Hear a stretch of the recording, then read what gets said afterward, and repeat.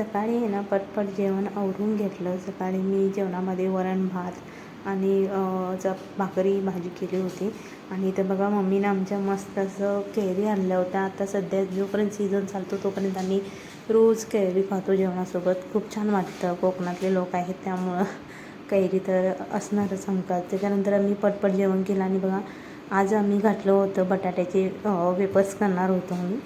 तर तिथं हे सगळे माझ्या मामाने दिलेले बटाटे आहेत. हे घरचे आहेत, कोकणामधून आणले होते मामांकडून. आणि सगळे मी सालं काढून दिली आणि नंतर मम्मीनं सगळं मस्त असं बसून त्याचे म्हणजे पापड बनवले. त्याच्यानंतर ते पूर्ण रात्रभर ठेवलं आणि मग दुसऱ्या दिवशी आम्ही त्याला पापड उन्हामध्ये सुकू दिले. आणि त्याच्यानंतर संध्याकाळच्या वेळेला मी थोडंसं पायऱ्या वरती खालती केल्या, कारण मला आज ते जंपिंग जॅक वगैरे करायला नाही भेटलं. आणि संध्याकाळच्या वेळेला बघा पापड असे काही सुकून सगळे मस्त गोळा झाले होते सगळे. ते सगळे एकत्र केले. त्याच्यानंतर पप्पांचा व्हिडिओ कॉल आला होता आणि तिथं बघा सिक्कीममध्ये इतकी थंडी आहे, बर्फ खूप छान आहे. आणि ते बघा साईडला आहे ना, ते काय आहे मला सांगा, मलाच माहीत नाही आहे.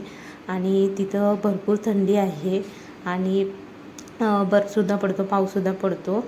तर खूप छान आहे वातावरण. तिथं वातावरण बघून घ्या. मला असं वाटत होतं आत्ता जाऊ की काय, असं वाटत होतं.